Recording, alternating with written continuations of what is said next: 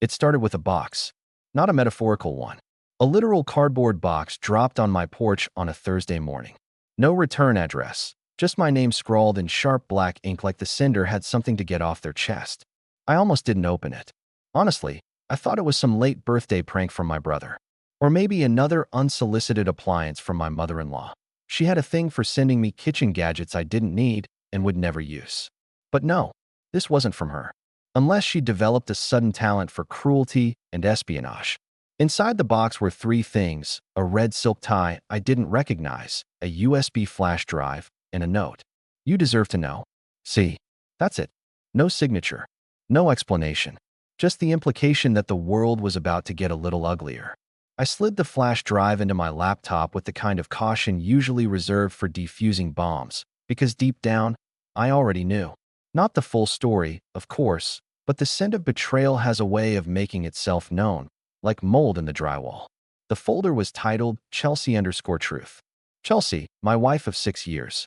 5.5 of them, pretty good. The last half, a bit off. Excuses stacking like receipts in a junk drawer. New habits. New perfume. Fewer answers.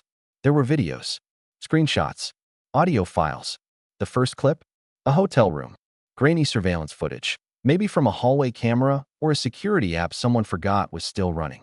In it, Chelsea strolled in at 11:47 p.m., wrapped in the red tie from the box. She was with a man who wasn't me. Broad shoulders. Navy blazer. Too much cologne, even in low res. He held her waist like he'd done it before. She didn't pull away. I didn't blink. I watched the whole thing. Then I clicked through every file, one after the other, like flipping pages in a horror story where I was the idiot who thought the monster was just a dream. That night, I didn't cry. I didn't even speak. I just sat there with a cup of now-cold coffee and the weight of realization pressing down on my spine. When she got home later that evening, grocery bags in hand, humming like she hadn't just detonated our marriage, she kissed me on the cheek and asked if I could help bring in the rest from the trunk. Sure, I said. You get the milk? Of course, she smiled. And your favorite, cherry yogurt. The same yogurt she used to call childish. I smiled. Wide and easy. Because in that moment, I decided something important. She didn't know I knew. And I wasn't going to tell her. Not yet. See, when you catch a liar mid-performance, the worst thing you can do is interrupt the show. Better to let them finish their act. Let them take their bows. Then, when the curtain falls, you walk out the back door. Not broken, not beaten, but 10 steps ahead. And that's exactly what I plan to do. The next morning, Chelsea made pancakes. Now let me be clear, my wife doesn't cook. She microwaves, door dashes, and once prepared a salad by dumping a bag of arugula into a bowl and handing me a spoon. But that Friday morning, full spread, pancakes, scrambled eggs, fresh-cut strawberries. She even squeezed orange juice by hand. From actual oranges. I watched her flutter around the kitchen like a sitcom wife auditioning for a role. Smiling too much. Laughing too loud. Overcompensating like her soul knew it was being weighed and measured. Big day, I asked, sipping my coffee like nothing was wrong. Just figured I'd surprise you, she said. You've been working so hard. Thought I'd spoil you a little. That's the thing about cheaters. They love stage lighting. They act best when they think they're the hero of the scene. And Chelsea? She was mid-monologue. I've been thinking, she said, plating my food. Maybe we should take a trip. Just us. Somewhere quiet. Reconnect. Reconnect. She actually said that. The word hung in the air like smoke from a match you didn't mean to strike. I forked a strawberry. Sounds great, I said. Inside, I was rewriting the blueprints of my exit. That day, while she was working late, which I now knew meant wearing red ties at Holiday Inns, I started assembling my own quiet performance. Step 1. Get a second phone. A burner. Step 2. Open a separate bank account under a business name I'd once registered for freelance consulting. Forgot I even had it. Turns out betrayal has a silver lining in the form of tax loopholes. Step 3. Contact C, the mystery informant. Now that was tricky. The flash drive files had been stripped of metadata, scrubbed cleaner than a politician's conscience. But one file had a tiny remnant in its timestamp log. A MAC address, traceable only with a bit of technical finesse. Lucky for me, I'd worked in IT before I fell into corporate finance. It took 2 hours and a VPN hop through 3 countries, but eventually I got an IP. And an email. Camden.Stroud@wilcoxgroup.com. Camden. The C. A co-worker. Not hers, his. The man in the video. The cologne-heavy blazer jockey she thought was subtle. I didn't email Camden right away. See, if someone betrays you, and their accomplice betrays them, you don't interrupt that chain reaction. You ride it. So I waited. Observed. Chelsea continued her best wife campaign over the weekend. Back rubs. Movie nights. A sudden interest in my favorite books, which she'd previously called emotionally constipated man literature. She even laughed at my dad jokes. Voluntarily. Meanwhile, I started quietly extracting myself from the illusion. I copied all our financial records. Changed passwords she didn't even know I had. Bought a storage unit and started slowly moving my things out, box by box, while she was at yoga. Funny how betrayal sharpens your organizational skills. Then, on Monday, I got a second package in the mail. No return address again. Smaller this time. Just a flash drive. Inside was a single video. Chelsea. With the same man. But not in a hotel. In our house. Our bedroom. My favorite sweatshirt hanging on the chair in the background. I watched it once. Just once. That was enough. And then, I emailed Camden. Subject line, I think you've made a mistake. Camden replied faster than I expected. I think you've made a mistake. Who is this? Short. Defensive. Guilty energy leaking through the screen like steam off a busted radiator. I didn't answer immediately. No, I let him stew. Let the fear do half the work. The next morning, I sent a photo. Not of Chelsea. Not of the two of them. Just the tie. Red silk. Draped over the back of my office chair like a trophy. No caption. 3 minutes later, another reply popped up. What do you want? Now we were getting somewhere. I could have gone full scorched earth right there. Could have blown up Chelsea's world with one group email and a handful of attachments. But revenge, if it's going to taste like wine instead of vinegar, needs to age just a bit longer. So I played a different card. Lunch. 12:30. O'Malley's on 4th. Back booth. Bring your conscience. He showed up. Wiry guy. Hair 2 product slicked to be confident. The kind of man who scans every room like he's expecting a punch and knows he deserves one. I was already seated. Calm. Reading a menu I had no intention of ordering from. He slid into the booth across from me like it might bite. Look, man. Let me stop you right there. I said, not even looking up. We're not going to do the apology thing. That ship sailed. In fact, it hit an iceberg and took your dignity with it.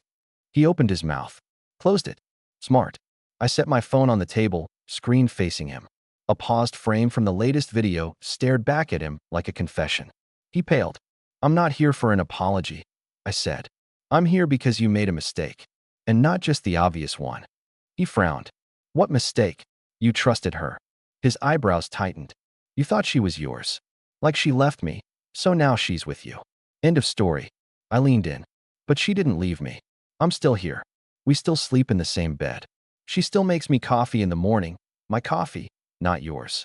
So while you're playing fantasy husband in hotels, she's coming home and asking what I want for dinner. I let that sit. Camden looked like he'd swallowed a stapler. So why are you telling me this? Because you're not the only one she's seeing. His face fell. You're lying. I smiled. Would that make you feel better? He didn't answer. I just thought, I said, rising from the booth. You should know the kind of woman you're skipping meetings for. I picked up my phone, slid it into my jacket, and walked out. Left him there with the check and a fresh hole in his ego. That night, Chelsea asked if I wanted to watch something. Sure, I said. Something light. So we watched a documentary about sea creatures that eat their mates after mating. She laughed. I didn't. My smile was real, though, because tomorrow, I had dinner plans. With the other man. The one she didn't know I knew about yet. Let's just say, Camden wasn't her only extracurricular. When I say Chelsea was organized, I mean she color-coded the family calendar. Birthdays in green. Work events in blue. Romantic betrayal in invisible ink. I was starting to see just how many invisible appointments she'd been penciling in. Camden was just the appetizer. The glossy, too slick first course of her extracurricular buffet. But he wasn't the one who'd been texting her during family dinners. That was someone else. I knew because Camden had slipped, accidentally, but clearly, when I mentioned Tuesdays. I never see her on Tuesdays, he'd said. Interesting, because Chelsea was definitely not with me on Tuesdays. She told me she started volunteering at a women's networking group downtown. Said she was passionate about mentorship. I remember smiling, nodding, even made her a packed lunch one day to take with her. Turns out, the only thing she was mentoring was her own libido. So I did what any man with a steady hand and a cold heart would do. I followed her. Not like in the movies. No trench coat, no binoculars from a parked sedan. Just a strategic lunch break and a bit of sleight of hand. At 11:58 a.m. on Tuesday, she left the house in a tan coat and her navy work heels. Her serious shoes, as she called them. She drove to a building that definitely wasn't a community center. It was a high-end apartment complex with more marble in the lobby than our entire house. I waited down the block, parked near a fire hydrant with my hazards on and an old pair of sunglasses I hadn't worn since Cancun. She walked in without buzzing, which meant one thing. He was expecting her. At exactly 2:04 p.m., she walked back out. Hair mussed just enough to betray the kind of effort you don't waste on nonprofit meetings. I didn't follow her home. I followed him when he came out 5 minutes later. Mid-40s, salt and pepper beard, wearing confidence like cologne. You could tell by the way he held his phone, like the world would wait while he typed. You know the type. Country club handshake, never washes his own car, probably calls people buddy in arguments. I tracked his plates through a contact at the DMV. Took 36 hours. His name? Griffin Wade. Venture capitalist. Divorced. One daughter, lives in Scottsdale. Real estate holdings in 3 states. And apparently, a standing appointment with my wife on Tuesdays. He also had a personal Instagram, private, of course, but the man couldn't help tagging the occasional rooftop bourbon selfie. And guess whose hand showed up holding the glass in 2 different photos, wearing the same exact bracelet I bought on our 3rd anniversary? Chelsea. God, she was sloppy for someone who lied so well. So here I was, 1 wife, 2 affairs, and a web of betrayal tight enough to hang a circus tent from. I could have gone ballistic. Could have printed every photo, burned them into a presentation, and projected them onto the side of our house during neighborhood movie night. But I wasn't interested in fireworks. I wanted something cleaner, something poetic. So I waited. And then, I invited Griffin to dinner. You think I'm kidding? No. I posed as a reporter writing a feature for Business Insight Weekly, a real enough publication to earn a response, obscure enough he wouldn't verify. I told him I was doing a piece on entrepreneurs who built empires after divorce, and that Griffin's name had come up. He agreed. Dinner's on me, I wrote. Casual spot. 7 p.m. Thursday. He picked the restaurant. Some fusion place with $40 tacos and dim lighting that thinks it's ambience, but is really just bad design. Perfect. Thursday rolled around. I wore my navy blazer, her favorite, and brought a notebook because sometimes cliches work for a reason. He shook my hand with that practiced alpha grip. So, what's the angle? I smiled. Second lives. What we build when we think no one's watching. He ordered a bourbon. I ordered tea. Let him talk. Griffin was the kind of guy who doesn't realize when he's being interviewed about himself instead of for himself. He talked for 40 minutes. About deals, his boat, the healing journey that followed his divorce. About how the right kind of woman comes along when you least expect it. She have a name? I asked, smiling just enough. He smirked like he was letting me in on a secret. Chelsea. Of course she did. And she's married? He shrugged. Was. She says it's basically over. Just logistics now. I leaned back in my chair. You ever met her husband? Griffin shook his head. No. Should I? I smiled. You just did. The look on his face. Priceless. Confusion at first. Then realization. Then a strange kind of respect. I stood up, dropped enough cash to cover the bill, and said, Don't worry, I won't blow your cover. That's her job. And then I walked out. Didn't need to wait for his apology or hear him stutter some defense. I wasn't there to confront him. I was there to warn him. Because Griffin wasn't the endgame. Chelsea was. And now? Now the board was set. 2 men, both complicit. 1 woman, still clueless. And me? I was done playing husband. It was time to play king. Chelsea's biggest weakness wasn't lust. It was pride. She didn't cheat because she was missing something. She cheated because she thought she was untouchable. Because in her mind, I'd always be there, holding the flashlight while she stumbled through the dark, waiting for her to notice I existed. But I'd stopped waiting. I'd started recording. 3 weeks passed after my dinner with Griffin. 3 weeks of smiles, coffee refills, forehead kisses, and her whispering, love you, like she wasn't handing out the same line to a man named Camden and a man named Griffin, like a discount promotion. She didn't know the fuse was lit. On the surface, everything looked the same. But behind the curtain? Oh, it was beautiful. My second bank account was now stacked with enough to comfortably vanish for a year. My name was off every joint asset. I sold my stock shares in her startup quietly. Yes, I invested in her business once. Romantic, right? I was romantic. She was just strategic. So I got strategic back. She came home one evening holding a bouquet. For you, she said, kissing my cheek. I glanced at the card. To my rock. See. Not me. I didn't say anything. Just smiled and put the flowers in the kitchen vase, right next to the camera I'd hidden in the bread box. Footage was always better than fury. But that night, something changed. She got sloppy. Half asleep, she left her phone on the nightstand. Normally, she turned its screen down, like hiding the truth from gravity itself. But this time, it was face up. Notifications lighting it up like fireworks. And there it was. A message preview. Griffin, can't stop thinking about Tuesday. You're amazing. But the one right under it? Camden, I miss you. When's the next mentoring session? Two different men. Back-to-back messages. 15 seconds apart. Like some cruel sitcom. I didn't touch the phone. Didn't need to. Instead, I rolled over and whispered, "You're snoring again." She grunted and turned away. By morning, she was bright-eyed, making protein shakes and talking about possibly getting a dog. I nodded along. Maybe something loyal, I said. Something committed. She laughed. You're so cheesy sometimes. Cheesy? Sure. That's what I was. That Friday, I made my move. It started with an email sent from an anonymous address. Just a screenshot of Camden's message. Subject line, "You're not the only one, champ." Recipient, Griffin Wade. 30 minutes later, I sent a different message. This time to Camden. Ever wonder what she does after you leave the hotel? Attached, Griffin's hand on your girlfriend's waist. Smiley face.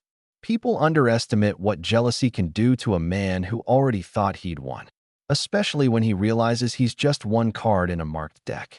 But that wasn't the main event. That was just pre-show. The real trap? Chelsea walked into that all on her own. See, I'd planned something special. Our 6-year anniversary was coming up. She thought I'd forgotten, or that I wouldn't make a big deal out of it. She'd hinted weeks ago, "We don't have to do anything fancy, babe." But I insisted.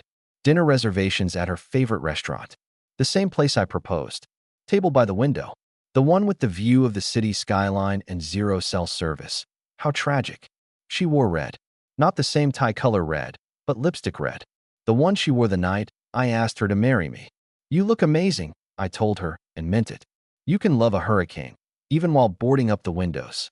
Dinner started normally. Champagne. Appetizers. Laughter. But she talked too fast. Smiled too wide. Like a woman trying to prove something to herself. I nodded. Let her run. Then dessert came. Along with the gift. I handed her a small black box. She opened it with a gasp, expecting jewelry. Inside, a USB stick.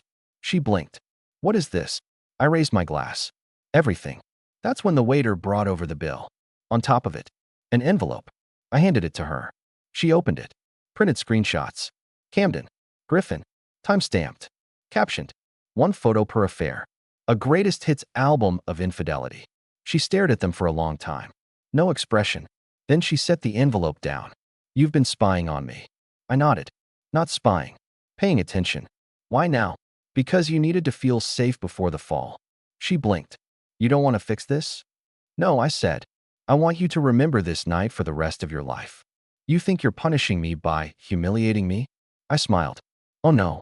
That comes later." She opened her mouth. Closed it. "What do you want?" she finally asked. I stood up. Buttoned my jacket. "You'll find out Monday," I said, "when you show up to the office and find the locks changed.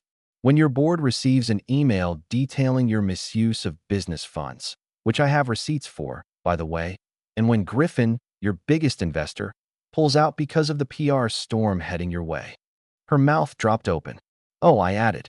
"And Camden?" "He forwarded your messages to Griffin after I nudged him. Turns out, no one likes being the side piece." "You're bluffing." I leaned down, kissed her on the forehead. "You always did think I was boring," I said. "But I'm not. I'm patient." I walked out into the night without looking back. She didn't follow. She didn't call. And when Monday came, She didn't show up to the office either. But someone did. Griffin. With lawyers. I always wondered what silence sounded like when it finally meant something. Not awkward silence. Not the kind that hangs in the air after a dinner argument or before a forced apology. I mean real silence. The kind that follows a collapse. The kind that fills the space after the detonation and before the dust settles. That was Monday morning. It started with an empty parking spot. Chelsea's. She always parked crooked, half an inch over the line, like rules were more of a guideline for people less magnetic than her. But that morning, nothing. Just the faint oil stain where her Audi usually sulked like a trophy wife waiting for praise. She didn't show up. But Griffin did. Now, Griffin was not a man who liked being publicly outplayed. And when I say publicly, I mean I sent the board of directors an anonymous Dropbox link titled Due Diligence. The contents? Expense reports. Calendar appointments. A breakdown of exactly how Chelsea had billed her weekday trysts with Camden as external branding sessions. Griffin's name came up 14 times in the metadata, 11 times as a consulting meeting, 3 times in the receipts for hotel charges that were inexplicably filed under client hospitality. He walked into the conference room at 9:02 a.m. flanked by 2 lawyers, neither of whom smiled. The room got real quiet. Now, I wasn't technically on the board anymore. Remember, I cashed out weeks ago, but Chelsea hadn't updated the firm's legal registry yet. So technically, I still had access to the office. Just enough access to sit in the back row with a coffee and watch the wreckage. She didn't know about the meeting, didn't get the memo. Not because she wasn't on the invite list, but because she'd been locked out of her company email at 8:47 a.m. I know this because I timed it. The conversation was brutal, cold, and swift. Griffin read a statement. Polished, rehearsed, just enough edge to imply consequences.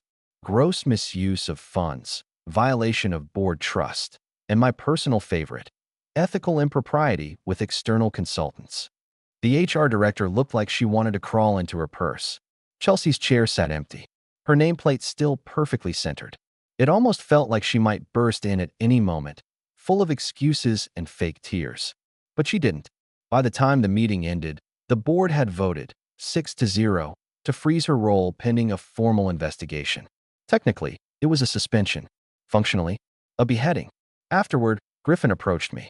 I suppose I owe you a drink, he said stiffly. I don't drink with people who sleep with my wife, I said, sipping my coffee. Fair. He nodded. So this was all a power play. I looked him square in the eye. No, Griffin. This was a lesson. You invested in a storm. You just didn't think it would flood your house. He nodded again, slower this time. She lied to me. She lies to everyone, I said. She just used different bait. Then I left, not out of triumph, but closure. On the way home, I stopped at a storage unit. One she didn't know about. Inside, my life, boxed and labeled. Photos, clothes, tools, documents. One item per betrayal. And at the back, a chair. One of those cheap folding types. I sat down, took out my phone, and opened a file I hadn't needed until now. It was a recording, not a dramatic one, not a bedroom video or a drunken voicemail. It was Chelsea, talking to Camden, laughing. He still thinks I'm in love with him, she'd said. Honestly, I don't even feel guilty. Mark's like a couch I forgot to throw away. Comfortable, but useless. That was recorded 3 months ago.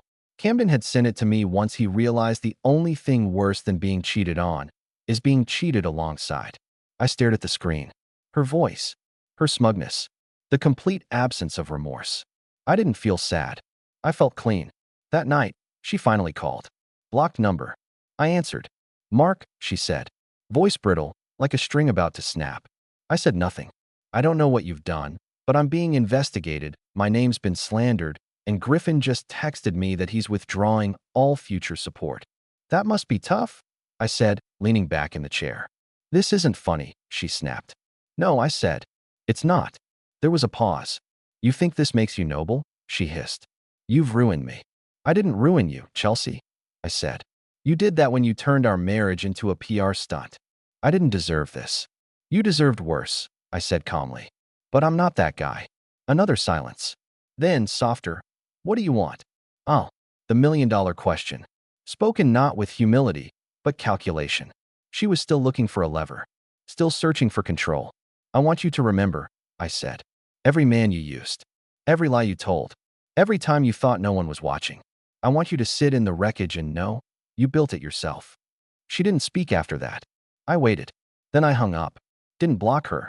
Didn't respond to the follow-up texts or the emails that followed that week. She tried begging, accusing, gaslighting, apologizing, like a performance review of every persona she'd ever worn. But me? I stayed silent. Because I had one more card left to play. One more surprise. And she'd never see it coming. 2 weeks passed. Chelsea vanished from public view. No social posts. No LinkedIn updates.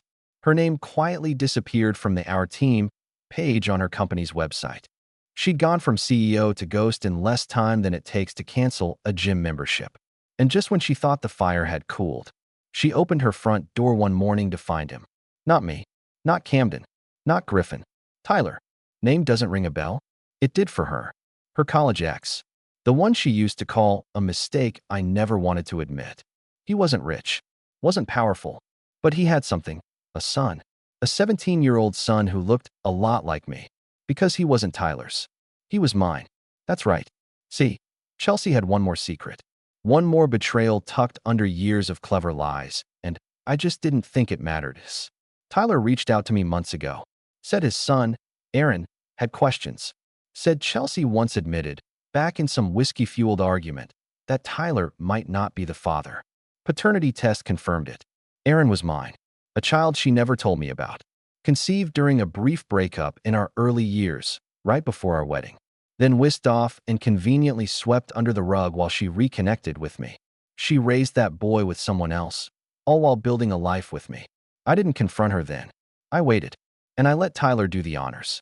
He showed up with Aaron, handed her the paperwork, and left. No yelling, no drama, just the truth, weaponized. She called me again that night. I didn't answer. The next morning, she showed up on my doorstep. Not dressed up, no lipstick, hair in a mess. The version of her I hadn't seen in years, the real version, or whatever was left of it. Why didn't you tell me? She asked. About Aaron. I tilted my head. You're asking me why you didn't tell me I had a son? She swallowed. I didn't know for sure back then. But you knew it was possible, and that's the part that matters. I was scared. No, I said.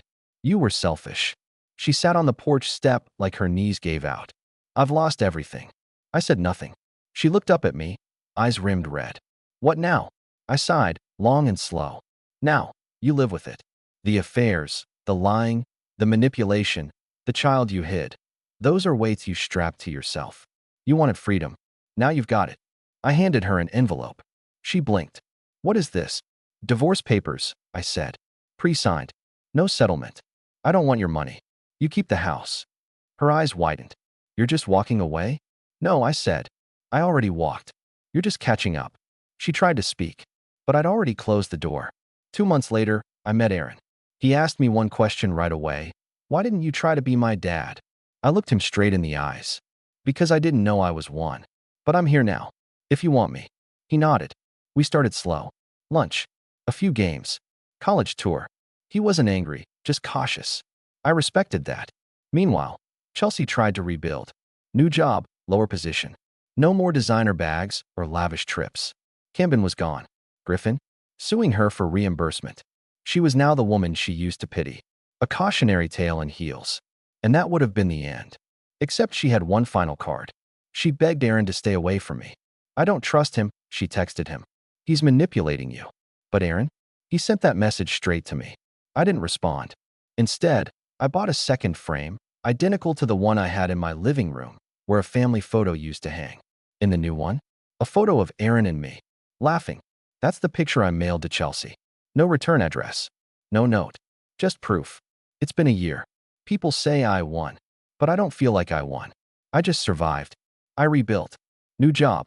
Smaller house. No shared closets. No pretending. Aaron visits once a month. Sometimes more.